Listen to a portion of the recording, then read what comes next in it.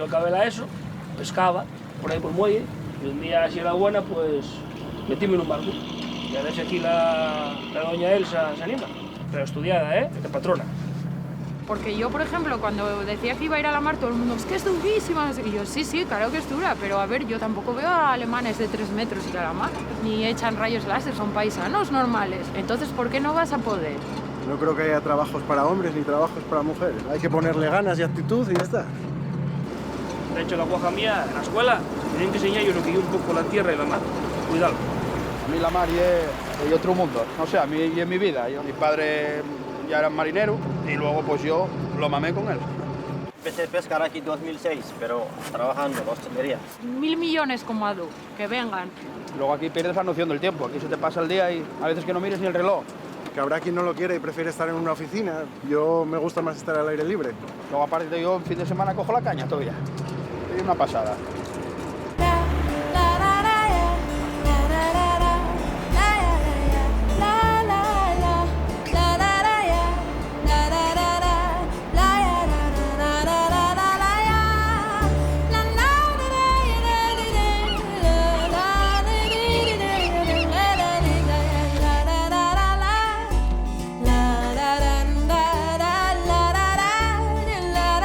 Vas a ayudarme,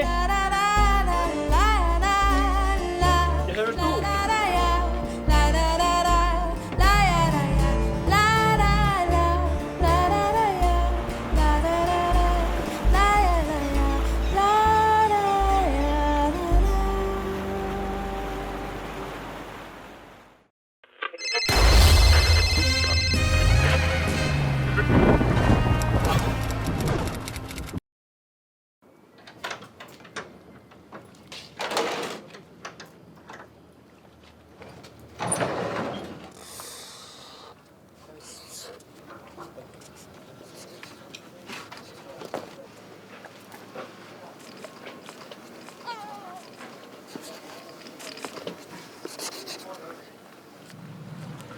Yo acabé la ESO, pescaba por ahí por el muelle, y un día, si era buena, pues metíme en un barco. Y a ver si aquí la doña Elsa se anima. Pero estudiada, de patrona. Porque yo, por ejemplo, cuando decía que iba a ir a la mar, todo el mundo, es que es durísima, no sé qué. Y yo, sí, claro que es dura, pero a ver, yo tampoco veo a alemanes de 3 metros ir a la mar, ni echan rayos láser, son paisanos normales. Entonces, ¿por qué no vas a poder? No creo que haya trabajos para hombres ni trabajos para mujeres. Hay que ponerle ganas y actitud y ya está. De hecho, la guaja mía, en la escuela, tienen que enseñar yo lo que yo un poco la tierra y la mar. Cuidado. A mí la mar es otro mundo, no sé, a mí y en mi vida. Mi padre ya era marinero y luego pues yo lo mamé con él. Empecé a pescar aquí en 2006, pero trabajando en la hostelería. 1.000 millones como Adu, que vengan. Luego aquí pierdes la noción del tiempo, aquí se te pasa el día y a veces que no mires ni el reloj. Que habrá quien no lo quiere y prefiere estar en una oficina. Yo me gusta más estar al aire libre. Luego aparte yo en fin de semana cojo la caña todavía. Es una pasada.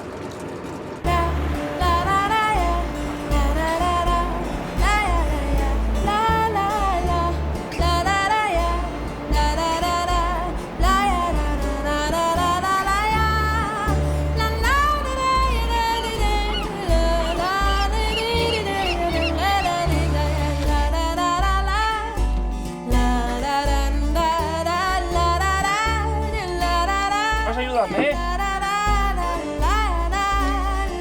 ¿Ya sabes tú?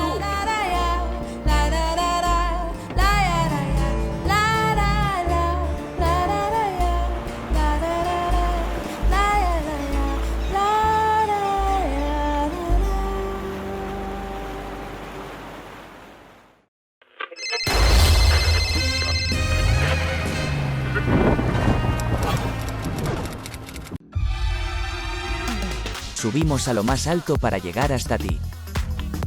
Boxon 3 Comunicación Natural.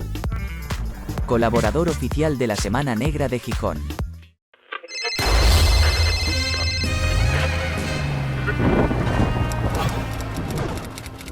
Buenas tardes, bienvenidos y bienvenidas a la carpa quemarropa.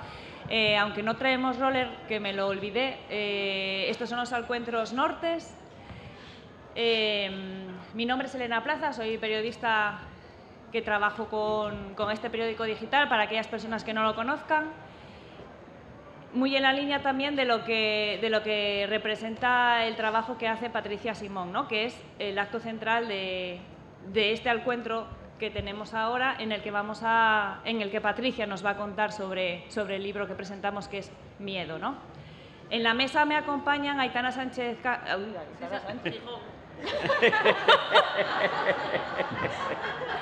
Joder, mira que Jepper conocía, ¿eh? El mi marido no es argentino, yo decía año. Se me acaba de pirar. Aitana Castaño, que encima es prima política ficticia, pero bueno, todo queda en casa. Compañera de la TPA, y Luis García Montero, escritor. Brevemente, para aquellas personas que no conozcáis a Nortes o las que sí podáis conocer... Ríete. Bien, que merece más la pena que llorar.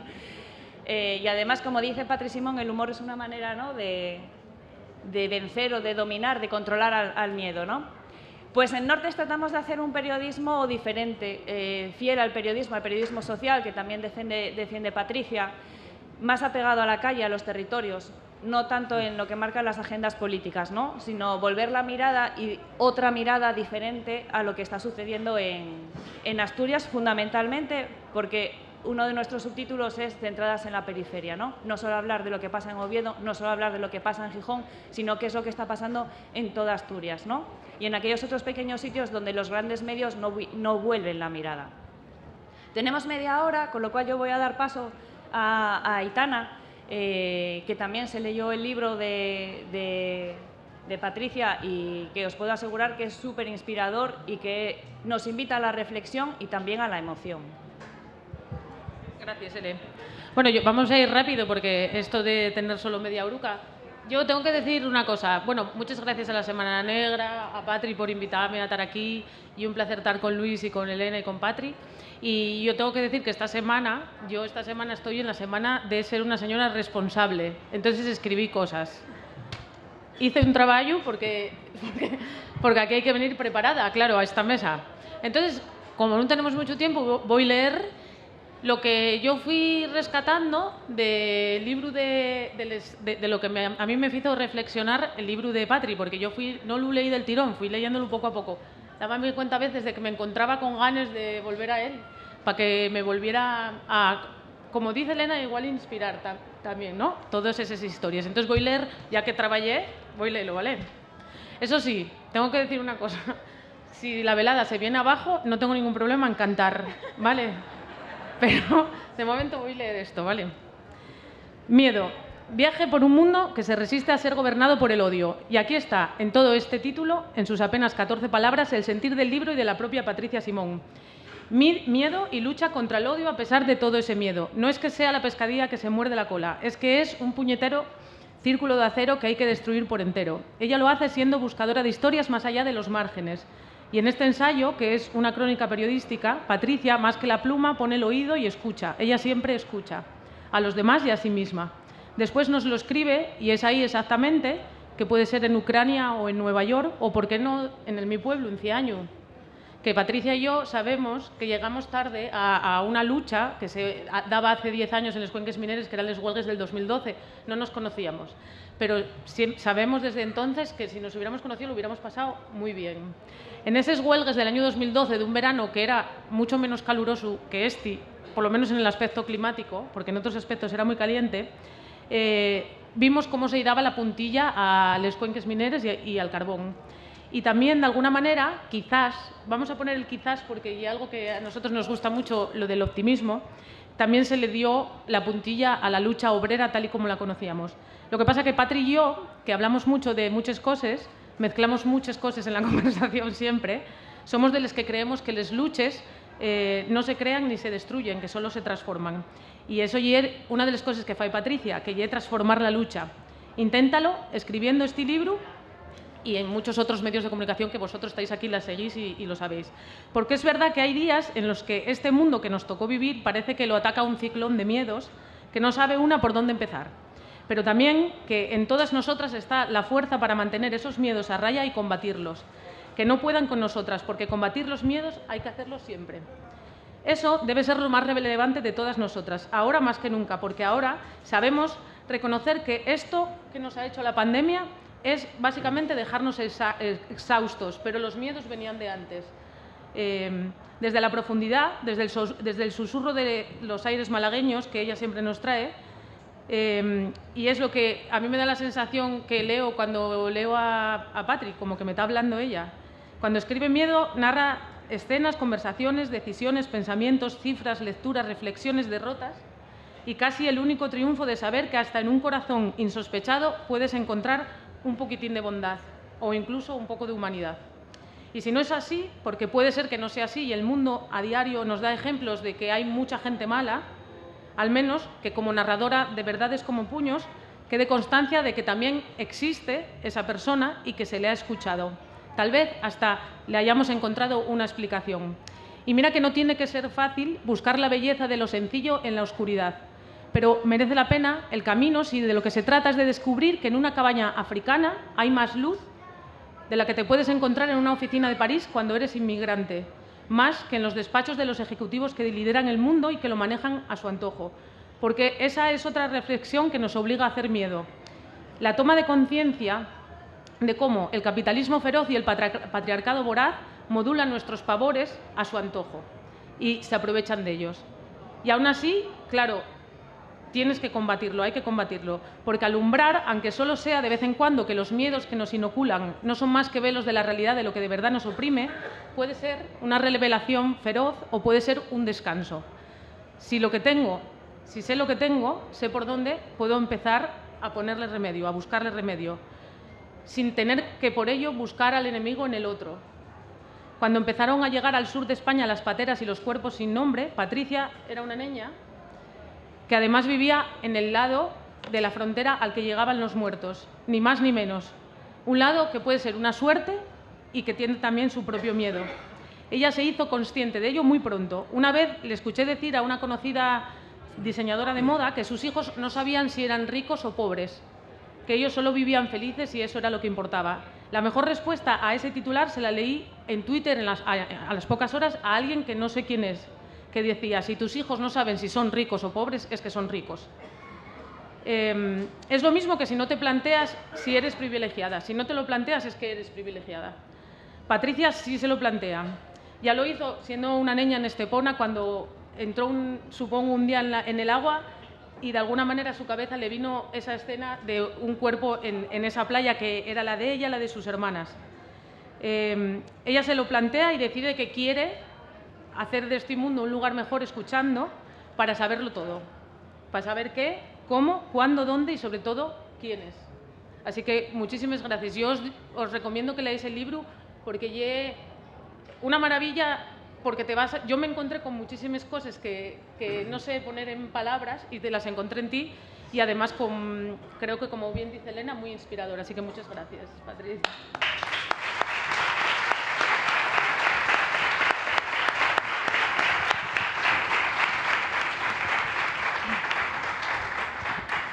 Pues toma la palabra, Luis.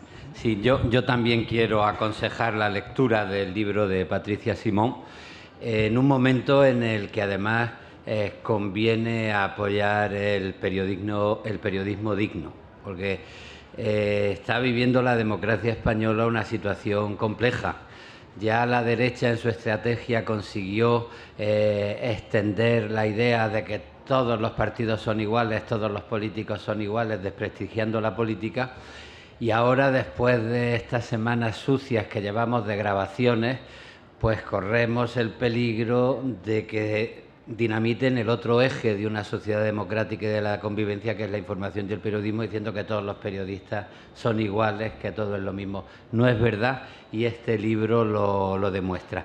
Este libro tiene mucho de autobiografía de una periodista que por vocación se ha dedicado a informar, a investigar, a contextualizar y a reflexionar. El tema central es el miedo y nos va proponiendo el miedo que la sociedad, que es una sociedad hedonista y de consumo, suele recibir cuando se habla del otro y se considera que es una amenaza, o se habla de la pobreza, o se habla de la muerte, y es muy importante en su tarea de periodista la lección que nos va dando. Conviene interpretar las cosas.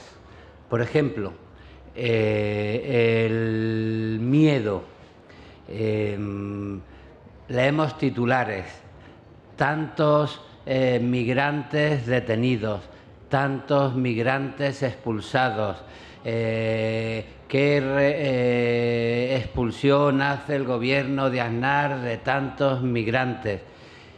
Y se nos pasa a hacer cuentas. Y resulta que a lo mejor, después de mucho expulsar, pues se han expulsado a 10, 11, 12.000 personas y hay en España pues miles y miles de migrantes, muchos. Entonces, el numerito de la expulsión tiene menos que ver con querer expulsar a los que vienen sin papeles, con establecer una dinámica de trabajo donde se pueda explotar a los trabajadores migrantes que no pueden protestar para que no los echen. Y resulta que los están explotando con salarios bajos sin reivindicación, lo cual contagia también al mercado laboral de los nacionales. O sea que al decir del miedo y los problemas conviene analizar y conviene saber que lo que se está discutiendo no es simplemente el racismo o la falta de respeto al que llega de fuera, sino una manera de establecer una dinámica que sirva para explotar dentro. Es contextualizar también, porque del mismo modo que son muy peligrosos los discursos supremacistas, son muy peligrosas las leyendas doradas. Entonces, el otro no es malo porque sí, tampoco es bueno porque sí. Y al analizar la situación, por ejemplo, de que los que llegan y los jóvenes que llegan son delincuentes, no conviene decir mentira, mentira, no hay delincuente ninguno. Conviene analizar la situación. Conviene reflexionar sobre las condiciones en las que vive la gente. Y conviene explicar que si hay gentes que se dedican a la delincuencia, tanto llegados de fuera como nacidos de dentro, es porque están condenados a vivir en una situación miserable, sin educación y sin medios para ganarse la vida. En ese sentido, la necesidad de reflexionar y de cuestionar las cosas y de contextualizarlas es fundamental, sobre todo en una época en la que incluso contando la verdad podemos ser manipulados, porque vivimos en una época de vértigo. El neoliberalismo no solo mercantiliza lo que vende en el mercado, está mercantilizando nuestros conceptos culturales. Y hoy la mercantilización del tiempo es clara como un objeto vertiginoso de usar y tirar, de caducidad. Por eso molesta tanto una ley de memoria que quiere recordar el pasado y reivindicar la verdad. Pero es que incluso cuando dices la verdad, si no contextualizas, en el vértigo lo que generas es un pesimismo, porque te levantas por la mañana y lo único que ves es una catástrofe, otra barbaridad, y lo que te da es un sentido de repulsa, de indiferencia, de que nada tiene arreglo, de que no sirve de nada comprometerse, y hace falta frente al vértigo contextualizar, investigar, para generar no una sensación de rechazo, de indiferencia, sino una relación de compromiso, una relación de decir, pasan las cosas porque hay cosas que están mal, y si queremos dejar que la vida mejore y que no pasen estas cosas, hay que transformar la realidad.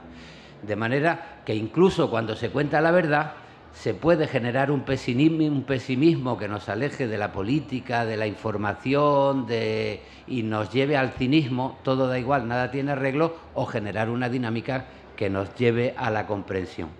Y es fundamental que en esta dinámica no dejemos que se nos vayan alejando los horizontes éticos, que es otro tema del libro y de los miedos, porque nos estamos acostumbrando a convivir con la violación de los derechos humanos en una frontera, en un campo de refugiados o en la vida cotidiana.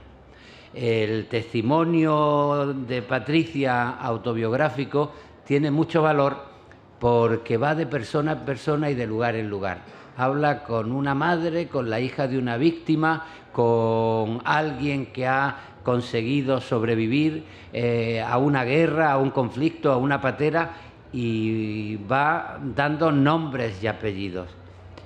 Y cuando uno está tocando el cuerpo y la piel de una persona, uno comprende que los derechos humanos son universales para ir defendiendo y haciendo respetar a persona por persona, a nombre por nombre, y no podemos ser indiferentes a este proceso de lejanía de los derechos humanos y a esta quiebra de los valores éticos que soportamos en la sociedad.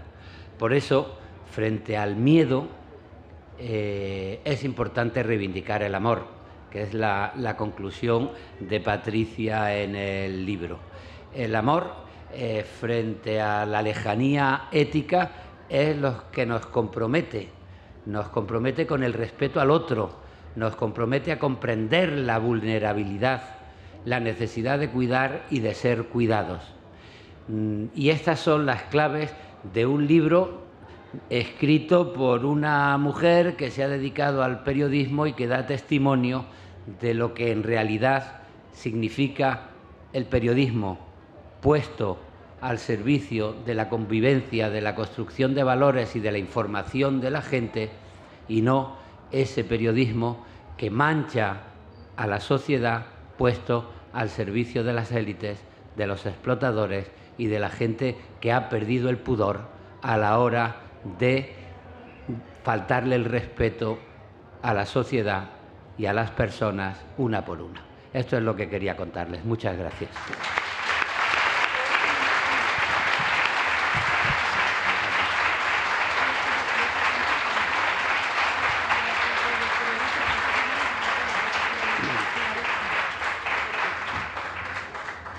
Me decía Patricia en una entrevista que le hice el año pasado que su militancia es el periodismo, ¿no? Es un periodismo que vuelve la mirada hacia los derechos humanos. Es un periodismo que a mí también me recuerda aquello de dar voz a los que no tienen voz, ¿no? Quizás un poco utópico o romántico, pero creo que esa función de la denuncia social es importante, que la hagamos desde el periodismo, ¿no?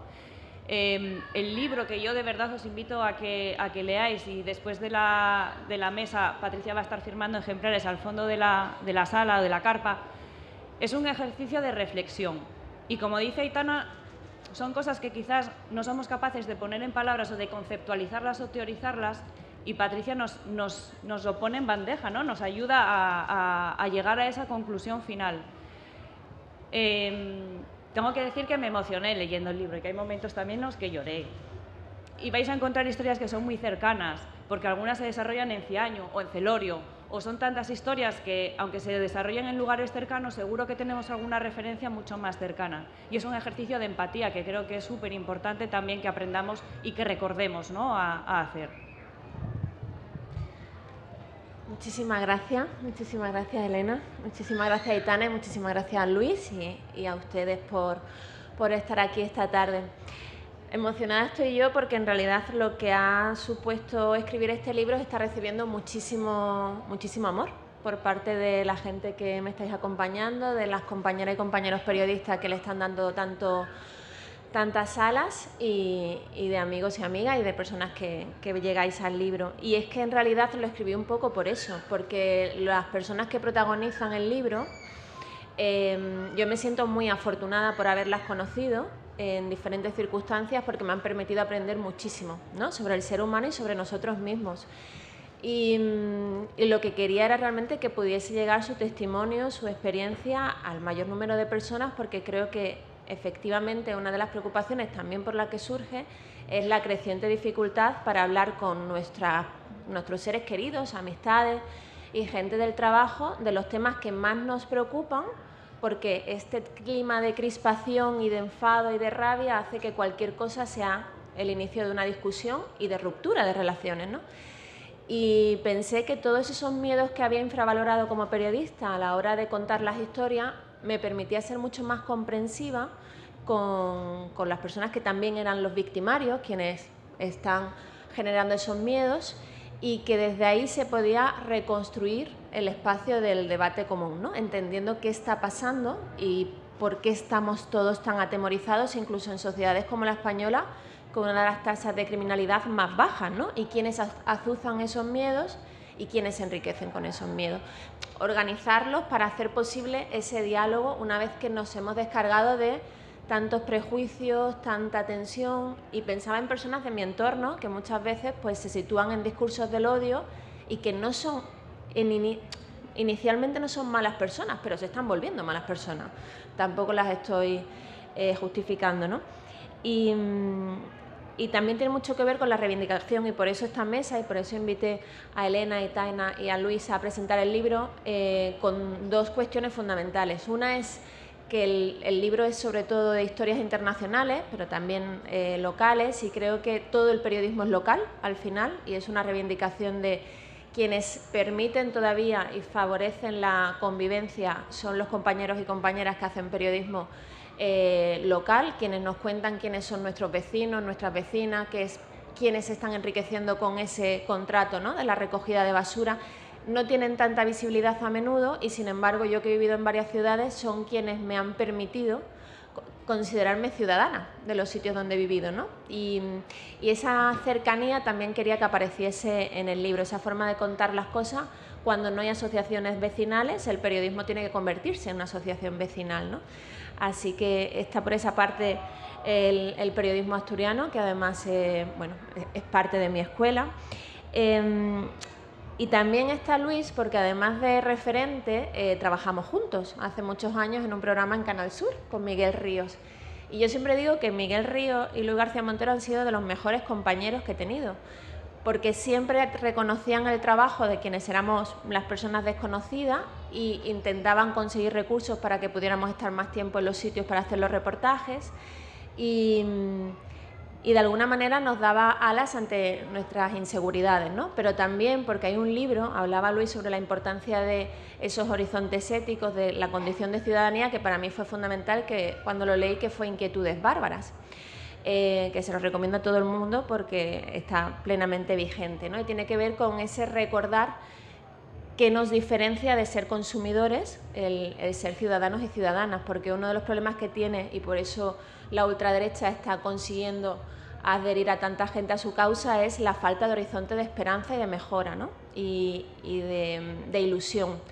Y cuando eres periodista, la suerte que tienes es que tú llegas a un sitio y simplemente por ser periodista hay muchas personas que te cuentan sus experiencias, sus análisis y sus visiones, y lo que te das cuenta es que no estamos en el peor de los tiempos, ¿no?, posible, que pese a todo hemos avanzado muchísimo, que en todas partes hay gente dedicando su tiempo a lo más digno, que es a mejorar las condiciones de todo el mundo.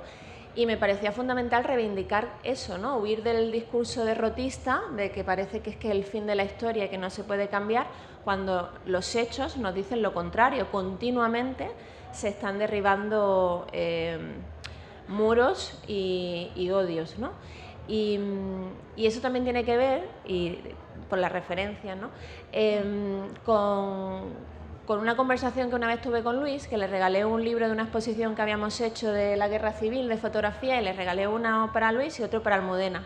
Y me dijo, no, pero con uno, porque nosotros compartimos biblioteca. Y yo siempre había pensado que las bibliotecas, por moverme tanto, eran mi único patrimonio, ¿no? Yo siempre decía, donde esté mi biblioteca, está mi casa. Y de repente pensé, qué mirada más reduccionista, ¿no? Las bibliotecas tienen que ser compartidas y tienen que ser también esa asociación vecinal de que tus vecinos puedan venir, y encima a mí que me envían muchos libros, ¿no?, por ser periodista. Y ese compartir también está en el libro, ¿no?, de compartir las lecturas, compartir la música, compartir la poesía, y el amor a las palabras, ¿no? Y en el libro hay otra preocupación que es cómo, también se ha mencionado, cómo cada vez hay más personas que evitan informarse, porque cuando las noticias son una sucesión de calamidades, lo único que hacen es que te sientas impotente, ¿no?, y frustrado, y por tanto pues decidan, mira, voy a otro sitio donde me den ganas de vivir, ¿no?, y no de cortarme las venas. Y ese fenómeno, que aquí todavía no está contabilizado, pero en Estados Unidos se han hecho estudios y se supone que 4 de cada 10 estadounidenses evitan informarse, al final a quienes benefician es a los que nos quieren desinformados, nos quieren desapegados de lo común, que es eso, la democracia, el cuidado de lo común. Y también el libro es un intento por salir de esa forma de contar las cosas como el acabose, ¿no? Y plantearlas como procesos. Por eso el privilegio de poder escribir el libro era volver sobre algunas historias y personas que había conocido hace muchos años y saber qué había pasado con ellas en este periodo. Así que, bueno, pues el libro es una forma de dar las gracias a las personas que aparecen en él, pero también a todas las que deciden frente a este clima que se ha creado para el beneficio de unos pocos, pues desconectarse de lo que ocurre alrededor y dedicar un tiempo a leer y a entender a los otros y a las otras, y a entender también a quienes no nos gustan, porque si desistimos de intentar entender a quienes no nos interesa o quienes piensan distinto, el siguiente paso, y por eso la política del odio, del miedo, da lugar al odio y luego a las agresiones, pues terminaremos encontrándonos en escenarios pues como los que aparecen ahí de Colombia, ¿no? Que al final hubo una guerra de 60 años de aniquilamiento del que pensaba diferente. Como eso no queremos que vuelva a ocurrir, pues creo que nos tenemos que esforzar más en escuchar y entender, aunque eso, insisto, no significa jamás justificar a quienes detestamos, ¿no? Antes de pensar que preferiríamos que no existiesen. Así que nada, que muchísimas gracias, y que a aquellos y aquellas que se animen a leerlo, pues espero que les guste, y muchísimas gracias por acompañarme una tarde tan bonita.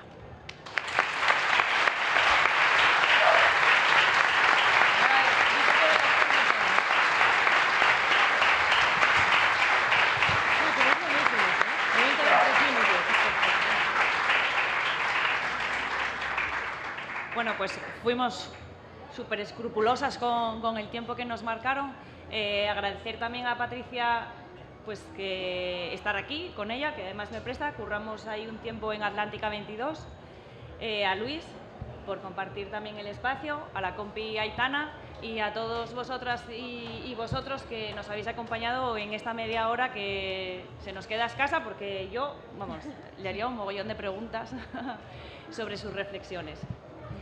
Os recuerdo que ahora Patricia la podéis encontrar al final de la carpa. Muchas gracias. Ahora vas a tener un poco de labor, ¿eh? ¿Te prestó, Reina? ¿Pasáselo bien?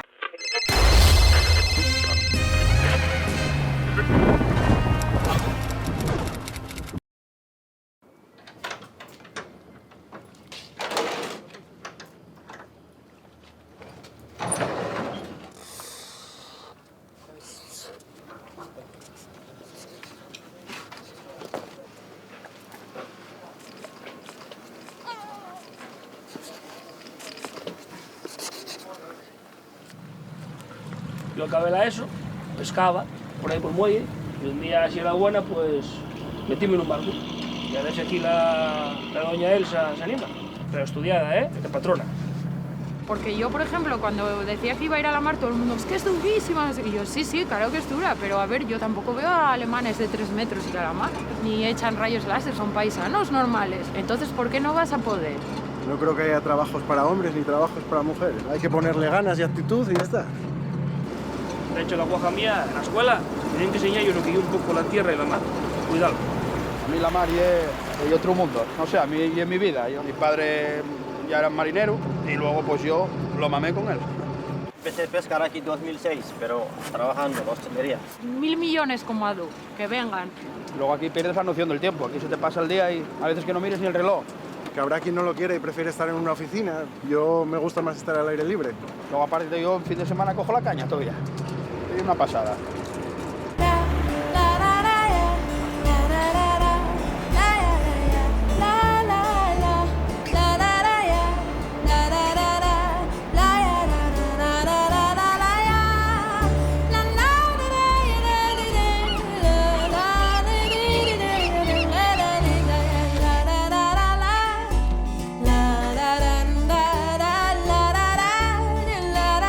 Vas a ayudarme,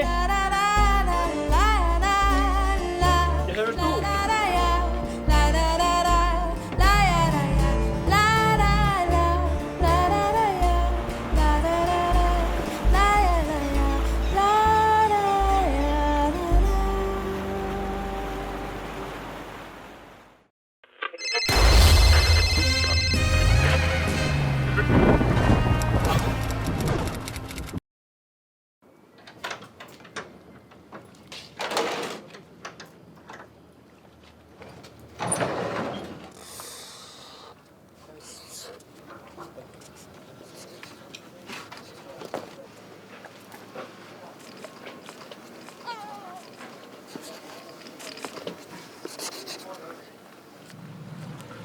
Yo acabé la ESO, pescaba por ahí por el muelle, y un día así era buena, pues metíme en un barco. Y a ver si aquí la doña Elsa se anima. Pero estudiada, de patrona. Porque yo, por ejemplo, cuando decía que iba a ir a la mar, todo el mundo, es que es durísima. Y yo, sí, sí, claro que es dura, pero a ver, yo tampoco veo a alemanes de 3 metros y a la mar, ni echan rayos láser, son paisanos normales. Entonces, ¿por qué no vas a poder? No creo que haya trabajos para hombres ni trabajos para mujeres. Hay que ponerle ganas y actitud y ya está. De hecho, la guaja mía, en la escuela, tienen que enseñar yo lo que yo un poco la tierra y la mar. Cuidado. A mí la mar es otro mundo. No sé, a mí y en mi vida. Mi padre ya era marinero y luego pues yo lo mamé con él. Empecé a pescar aquí en 2006, pero trabajando en hostelería. 1000 millones como Adu, que vengan. Luego aquí pierdes la noción del tiempo. Aquí se te pasa el día y a veces que no mires ni el reloj. Que habrá quien no lo quiere y prefiere estar en una oficina. Yo me gusta más estar al aire libre. Luego aparte yo en fin de semana cojo la caña todavía. Es una pasada.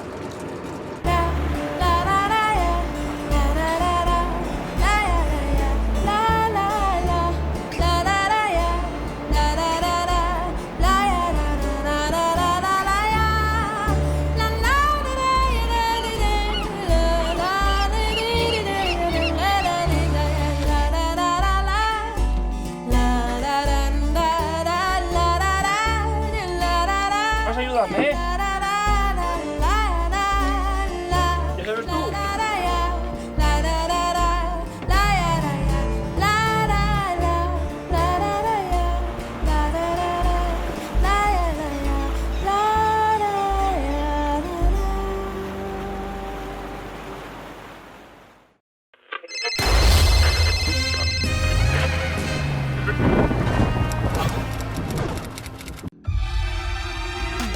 Subimos a lo más alto para llegar hasta ti. Coxon 3 Comunicación Natural. Colaborador oficial de la Semana Negra de Gijón.